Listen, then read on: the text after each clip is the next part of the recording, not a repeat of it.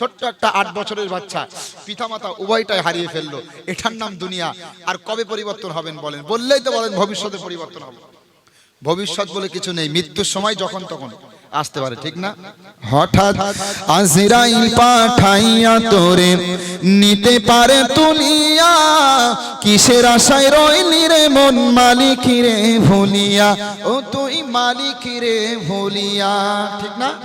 হঠাৎ আজরাইল পাঠাইয়া তোরে নিতে পারে তুলিয়া, কিসের আশায় রইলি রে মন মালিক রে ভুলিয়া, ও তুই মালিক রে ভুলিয়া, ও তুই মালিক রে ভুলিয়া। ধন সম্পদ পাইয়া হাতে করলি জমিদারি, ক্ষমতার অহংকারে করলি বাহাদুরি, ও তুই করলি বাহাদুরি। টাকা পয়সা অর্থ কড়ির মালিক হয়ে আল্লাহকে ভুলে যায়, আসে না? নেই বলেন, আসে তো নাকি? কথাগুলো বুঝবেন। আমার আগের ভাই তো মাশাআল্লাহ অনেক সুন্দর কথা বলছিলেন, আমার ভালো লাগছিল। বর্তমান প্রেক্ষাপটে, এই বর্তমান প্রেক্ষাপটে হাদিস কোরআনের আলোকে আমিও আলোচনা করেছি, ইউটিউবে আপনারা শুনতে পারেন, কিন্তু আজকে সুযোগ নেই। কিছু নসিহতমূলক কথা বলবো, তারপরেই বিদায় নেব। তাহলে বলেন, মৃত্যু যখন তখন হতে পারে তো ভাই? পারে। তাহলে আমরা আপনাদের মধ্যে যারা আমরা সালাত আদায় করি না, আমরা যারা নামাজ আদায় করি না, আমাদের প্রথম নাম্বার অজুহাত হলো ভবিষ্যতে পড়বো, এখনো সময় আছে, ঠিক না? ঠিক। কিন্তু এই অজুহাত দিয়ে আল্লাহর কাছে বাঁচা যাবে না, কারণ ভবিষ্যতের মালিক আপনি না, যখন তখন মৃত্যু হতে পারে। আপনি হয়তো জানেনও না, আজকে এখানে বসে আছেন, আগামীকাল জোহরের আগে আপনি কবরস্থানে চলে যাবেন, ঠিক না? ঠিক বলেন। এর নাম দুনিয়া ভাই, এটার নাম দুনিয়া। আপনার মানতে কষ্ট হলেও এটার নাম দুনিয়া। এরপরে আমাদের সমাজে যারা নামাজ আদায় করে না, তাদের দ্বিতীয় নম্বর বৈশিষ্ট্য হলো, তাদের দ্বিতীয় নম্বর অজুহাত হলো, হুজুর আগে ভালো হই এরপরে নামাজ পড়বো। এখন আমি সুদের সাথে সম্পর্ক রাখি, এখন আমি ঘুষের সাথে সম্পর্ক রাখি, এখন আমি হারাম কর্মকাণ্ডের সাথে সম্পর্ক রাখি, এখন আমি অবৈধ বিজনেসের সাথে সম্পর্ক রাখি, এখনো পর্যন্ত আমি নেশা করি, নেশা ছাড়তে পারলাম না, এখন নামাজ পড়ে কি হবে? আগে ভালো হই এরপরে নামাজ পড়বো। বলে না? বলে না? বলে তো। ও মুসলমান, আপনি বলছেন আগে ভালো হই এরপরে নামাজ পড়বো, আর আমার আল্লাহ কি বলছে জানেন? মহান আল্লাহ বলছেন, আকিমিস সালাতা ইন্নাস সালাতা তানহা আনিল ফাহশাই ওয়াল মুনকার ওয়ালাযিকরুল্লাহি আকবার। সূরাতু আল আনকাবুত 21 নম্বর পারা, প্রথম নম্বর পৃষ্ঠা, 5 নম্বর রুকুর 45 নম্বর আয়াত। আমার আল্লাহ বলছে, অবশ্যই তোমরা নামাজ কায়েম করো, অবশ্যই তোমরা সালাত আদায় করো, অবশ্যই নামাজ মানুষকে অশ্লীলতা, বেহায়াপনা, গুনাহের কর্মকাণ্ড থেকে বাঁচিয়ে রাখে। বলেন সুবহানাল্লাহ।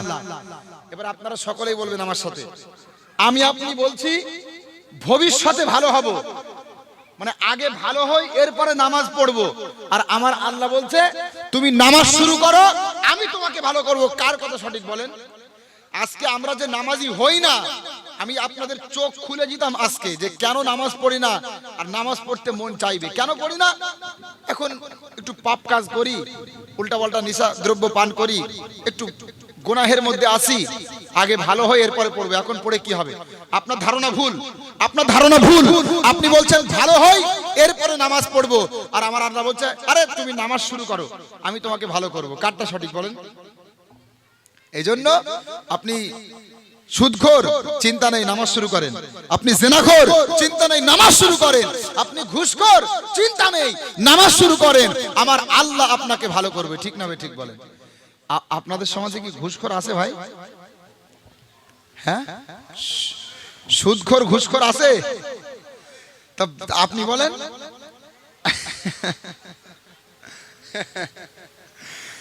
আমি গতকালকে মুর্শিদাবাদে একটা জলসায় ছিলাম, বুঝলেন তো? আমি বলছি আপনাদের সমাজে কি সুদখোর আছে? তো একজন বলছে ভাই আমাদের সমাজে 70% মানুষ সুদ খায়। আমি ওনার কথাটা আমি ইয়ারকির ছলে, ব্যঙ্গার ছলে অ্যাভয়েড করেছি। আমি মনে করছি যে উনি হয়তো আমার সাথে ইয়ারকি মারছে। আমি ভালো করে জিজ্ঞাসা করলাম, স্টেজে বসে আছে আলেম ওলামা, তো বলছে ভাই সত্যি সত্যি আমাদের সমাজে, মুসলমান সমাজে 70% মানুষ হারাম কাজের সাথে জড়িত, অনৈতিক কর্মকাণ্ডের সাথে জড়িত। বলেন নাউজুবিল্লাহি মিন যালিক। শোনেন, ইবাদত করছেন করেন, মাশাআল্লাহ, ভালো কথা, হারাম করিয়েন না। সুদ, ঘুষ, জেনা, ব্যভিচার, মদ, এগুলোর সাথে সম্পর্ক রাখলে, হারাম, বিশেষ করে হারাম ভক্ষণ করলে আমার আল্লাহ তাকে কবুল করবে না। ঠিক না ঠিক বলেন? হারাম খেয়ে ইবাদত কবুল হয়? বলেন। মহান আল্লাহ বলছেন, ইয়া আইয়ুহান নাসু কুলু মিম্মা ফিল আরদি হালালান তাইয়্যিবা ওয়ালা তাত্তাবিউ খুতুওয়াতিশ শাইতান ইন্নাহু লাকুম আদুউম মুবিন। ভালো করে শোনেন, আমার আল্লাহ বলছে, ওহে যারা মানুষ, তোমরা ভালো করে শোনো, তোমরা আমার দেওয়া পবিত্র রিজিক হতে আহার করো, আমার দেওয়া পবিত্র রিজিক হতে তোমরা ভক্ষণ করো এবং শয়তানের রাস্তা অবলম্বন করো না। তার মানে এখান থেকে আমরা স্পষ্ট বুঝতে পারলাম, যারা হারাম ভক্ষণ করে, যারা হারাম খায়, তারা কার রাস্তা অনুসরণ করে? বলেন, শয়তানের রাস্তা না? ইবলিস শয়তান আল্লাহকে চ্যালেঞ্জ করে বলেছিল, মাওলা আমি তোমার বান্দাদেরকে জাহান্নামের দিকে নিয়ে যাব, যেই আদমের কারণে আমাকে তুমি জান্নাত থেকে বিতাড়িত করেছো, মাওলা সেই আদম সন্তানকে জাহান্নামে নিয়ে যাওয়াই আমার প্রধান লক্ষ্য। চ্যালেঞ্জ করেছিল না? আজকে শয়তান তার চ্যালেঞ্জে সাকসেসফুল।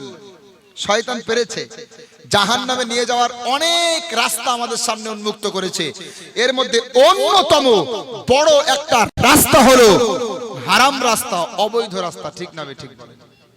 সুদ ভক্ষণ করা, ঘুষ খাওয়া, হারাম খাওয়া, এটা একটা অন্যতম কারণ। ও মুসলমান, হারামের সাথে সম্পর্ক রাখবেন না। আবার মুসলমানের বাচ্চা, মুসলমানের সন্তান মদ পান করে, আছে না নেই ভাই? লটারি কাটে, লটারি আছে না? লটারি,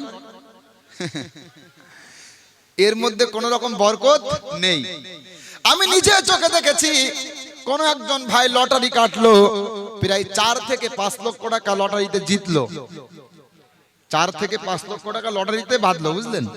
আচ্ছা বলেন তো, সকাল থেকে সন্ধ্যা পর্যন্ত ইনকাম করে, কষ্ট করে মানুষ 1000 টাকা রোজগার করে ইনকাম করে বাড়িতে আনে, তাহলে যেই ব্যক্তিটা রাতারাতি 4-5 লাখ টাকার মালিক হয়ে যাবে, তার মাথা ঠিক থাকবে?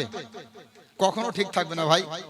তো ওই ব্যক্তি 4 লাখ 5 লাখ টাকা লটারিতে জিতলো, এরপরে লটারিতে এত বেশি আসক্ত হয়ে পড়লো, লটারি কাটতে কাটতে কাটতে কাটতে ওই 4-5 লাখ টাকা তো শেষ, যতগুলো টাকা বাড়িতে গচ্ছিত ছিল সেগুলোও শেষ। জমি জায়গা বিক্রি হয়ে যায় কিনা সেই ভয় আমার, বুঝলেন না কি বললাম? সুদের মধ্যে, ঘুষের মধ্যে, লটারির মধ্যে কোনো বরকত নেই। বরকত আছে নাকি? এক কথায় আল্লাহর নিষিদ্ধ কর্মে কোনো কি নেই? বলেন। লটারি, মদ, জুয়া, এগুলো যে হারাম, বিশ্বাস করেন তো আপনারা?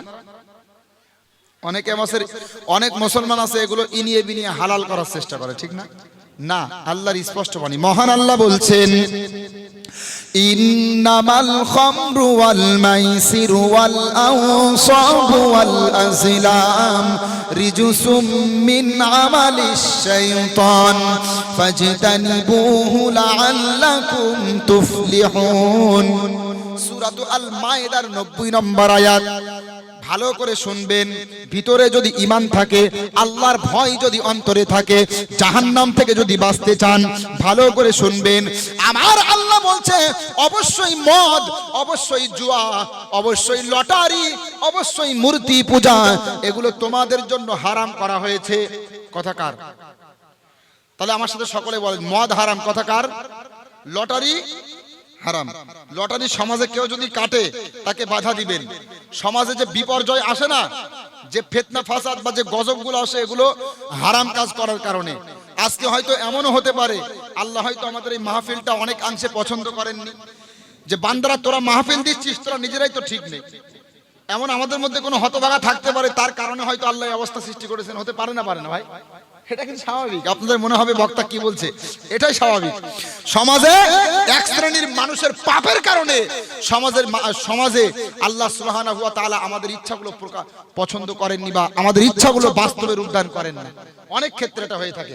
তাহলে বলেন সামাজিকভাবে লটারি বয়কট হবে তো ইনশাল্লাহ? সামাজিকভাবে সুদ ঘুষ এগুলো বয়কট ইনশাল্লাহ? আরে ইনশাল্লাহ তো বলেন, পারেন না পারেন পরের কথা। যাক মাশাআল্লাহ, আল্লাহ বোঝার তৌফিক দান করুক। হারাম দেখেন, মদ, জুয়া, লটারি এগুলোর মাধ্যমে ইবলিস শয়তান আমাদের মধ্যে ফিতনা ফাসাদ সৃষ্টি করতে চায়, আমাদের মধ্যে শত্রুতা দুশ্মনী প্রতিষ্ঠা করতে চায়, দুশ্মনী শত্রুতা সৃষ্টি করতে চায় এগুলোর মাধ্যমে। আল্লাহ কোরআনের মধ্যে বলেছেন, আমি বিস্তারিত ব্যাখ্যা শুধু সংক্ষেপে বলে যাব, ব্যাখ্যা করতে গেলে অনেক সময় প্রয়োজন। মহান আল্লাহ বলছেন, ইন্নামা ইউরিদুশ শাইতানু আই ইউকিআ বাইনাকুমুল আদাওয়াতা ওয়াল বাগদা ফিল খামরি ওয়াল মাইসির। ভালো করে শোনেন, আমার আল্লাহ বলছে অবশ্যই আল্লাহ মদ, জুয়া, লটারি এগুলোর মাধ্যমে সমাজে অবশ্যই এগুলোর মাধ্যমে শয়তান তোমাদের মধ্যে ফিতনা সৃষ্টি করতে চায়, শত্রুতা সৃষ্টি করতে চায়। মদ খেয়ে বাড়িতে এসে অন্যকে গালিগালাজ করে, আছে না নেই? মদ খেয়ে বাড়িতে এসে অপরের প্রতি অতর্কিতে হামলা করে বসে, আছে না নেই? দুনিয়াতে নামাজ আদায় করতাম না আমরা, দুনিয়াতে সালাত কায়েম করতাম না, এই কারণে জাহান্নামে এসেছি। তাহলে নামাজ না পড়লে জাহান্নামে যেতে হবে, কথা কার? তাহলে আমাদের সমাজে যারা নামাজ আদায় করছে না এদের ব্যাপারে জাহান্নামের কথা বললেন আমার আল্লাহ, এতে কোনো সন্দেহ করেন নাকি আপনারা? এই জন্য প্রথম হাত ধরে আমি হাতে ধরে বলছি আপনাদেরকে, 5 ওয়াক্তের নামাজ আপনারা পড়বেন। আমি বিস্তারিত বলতে পারবো না আজকে, আমি 5 ওয়াক্তের নামাজ আপনারা আদায় করবেন। এখন আমাদের সমাজে যারা নামাজ আদায় করে না তাদের কয়েকটা অজুহাত আছে, এই কয়েকটা অজুহাত যেন আল্লাহ পাক আমাকে বলতে দেন অল্প সময়ের জন্য হলেও। প্রথম নম্বর অজুহাত, নামাজ যে পড়ে না তাকে আপনি নামাজের কথা বলবেন, ও একবারও বলবে না পড়বো না, শুধু বলবে পড়বানি, পড়বো, আগামী শুক্রবার থেকে পড়বো, আগামী মাস থেকে পড়বো, ঠিক না ঠিক বলে? ও মুসলমান, আপনার বিবেকের কাছে প্রশ্ন দিয়ে বলছি, আপনাকে নামাজের কথা বললে আপনি বলছেন সামনের শুক্রবার থেকে পড়বো। আপনি একটু চোখ দুটো বন্ধ করে দেখুন, এই গ্রামে হয়তো অনেক কবরবাসী এমন রয়েছে, এই গ্রামে হয়তো অনেক মাজার এমন রয়েছে, অনেক কবর এমন রয়েছে যাদের ওয়াদা ছিল সামনের শুক্রবার থেকে নামাজ আদায় করব, কিন্তু শুক্রবার আসার আগে দুনিয়া থেকে বিদায় নিয়েছে, ঠিক না বে ঠিক? এই গ্রামে হয়তো অনেক কবরবাসী এমন রয়েছে যাদের ওয়াদা ছিল সামনের মাস থেকে নামাজ আদায় করব, সামনের মাস থেকে তাওবা করে ভালো হয়ে যাব, কিন্তু সামনের মাস আসার আগে দুনিয়া থেকে বিদায় নিয়েছে, ঠিক না বে ঠিক? ঠিক না ভাই? তাহলে ভবিষ্যতের দোহাই দিয়ে নামাজ থেকে দূরে থাকা যাবে? ভবিষ্যৎ আমার আপনার হাতে না, ভবিষ্যৎ কার হাতে বলেন? ভবিষ্যৎ বলে আমাদের কাছে কিছুই নেই, আমাদের জ্ঞানে ভবিষ্যৎ বলে কিছুই নেই। এখন এখানে বসে আছি, আগামীকাল দুনিয়াতে থাকতে পারবো না, ঠিক না বে ঠিক বলেন? আজকে এখানে আছি, আগামীকাল দুনিয়াতে এই একই সময় থাকবো কবরস্থানে, ঠিক না বে ঠিক বলেন? তাই তো মহান আল্লাহ বলছেন, ওয়ালা ইউআখিরাল্লাহু নাফসান ইযা জাআ আজালুহা ওয়াল্লাহু খাবীরুম বিমা তা'মালুন। সূরাতুল আল মুনাফিকুন 28 নম্বর পারা, 14 নম্বর পৃষ্ঠা, 2 নম্বর রুকুর 11 নম্বর আয়াত। মহান আল্লাহ বলছে, মানুষের যখন মৃত্যুর সময় হয়ে যাবে, মানুষের যখন মালাকুল মউত আসার সময় হয়ে যাবে, তখন 1 সেকেন্ডের জন্য সময় দেয়া হবে না, মৃত্যুর ফারিস্তা জানটা কবজ করে নিয়ে পালাবে, ঠিক না বে ঠিক? ওই বাংলাদেশে একটা ঘটনা ঘটেছে, আপনারা দেখেছেন, বাস ফেরিঘাটে নামার সময় একেবারে পদ্মা নদীতে পড়ে যায়, দেখেননি? মুহূর্তের ভিতরে কতগুলো মানুষ মারা যায়। আমি দেখছিলাম প্রায় 24 জনের লাশ উদ্ধার করা হয়, মুহূর্তের মধ্যে জীবন শেষ। কত আনন্দ, বুকে এক বুক আনন্দ নিয়ে বাড়িতে ফিরছে। কেউ তো ঈদের পরে আত্মীয়র বাড়িতে যাচ্ছে, আবার কেউ তো আত্মীয় স্বজনের বাড়ি থেকে বাড়িতে ফিরছে। হারিয়ে মাকে কতদিন দিতে যায়, মাকে ভালোবাসতে ভিডিওতে লাইক করে চ্যানেলকে সাবস্ক্রাইব করে, আর যদি আপনি আপনার মাকে না ভালোবাসেন কমেন্ট করে শয়তানকে দ্বিতীয় দেবেন।